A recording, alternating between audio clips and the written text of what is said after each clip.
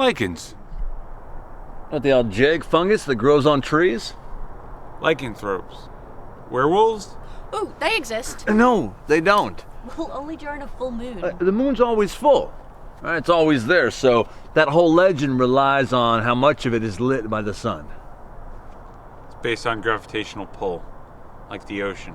Tides. Okay, listen to yourselves. Maybe it's a monthly thing. You know, like a menstrual cycle. Werewolfism would explain their habitual crabbiness.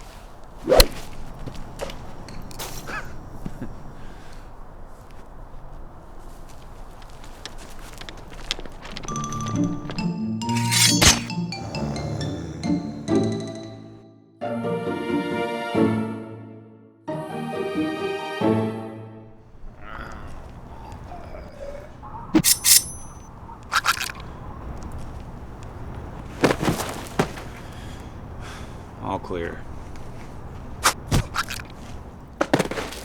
Clear.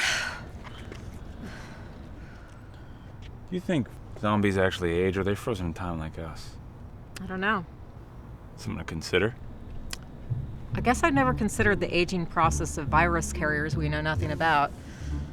Been a little busy eliminating whatever potential lifespan they do have. Well, yeah. But, I mean, rotting flesh is rotting flesh. It's bound to fall off the bone at some point. Are you implying there's some kind of zombie shelf life? I figure at a certain point they just cease to function. You know, I've seen molded peaches that aren't peaches. They just turn some sort of stationary mush.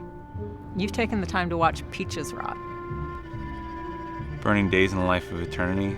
I think it's normal to obsess about food you can't digest. Don't you have hobbies? Reading. Touché. I just wonder what would happen if we actually waited out this wave. I mean, the human body doesn't take that long to rot. We could wait a week and just spray them down with a hose and watch the flesh fly. But you have to decapitate them. They can't move if we flush the entire muscular system out of the equation. I'm intrigued. Incoming.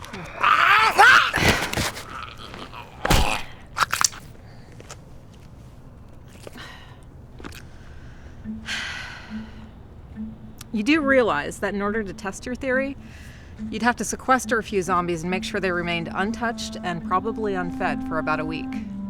So many of them limping around. I figure it'd be hard to separate a control group from the rest of the pack. But there are a lot of variables to consider. Such as? Variations in their age before they were zombified, how physically fit they were in their former life, how recently they were deceased. All factors that would affect how easily the muscle clings to the bone. Exactly. We're talking a large, diverse mix of newly formed zombies to quarantine. Herding undead lab rats like cattle? Seems like a lot of work. And to spray them down, you're also assuming that there's been no change in water pressure from when the treatment plants were attacked.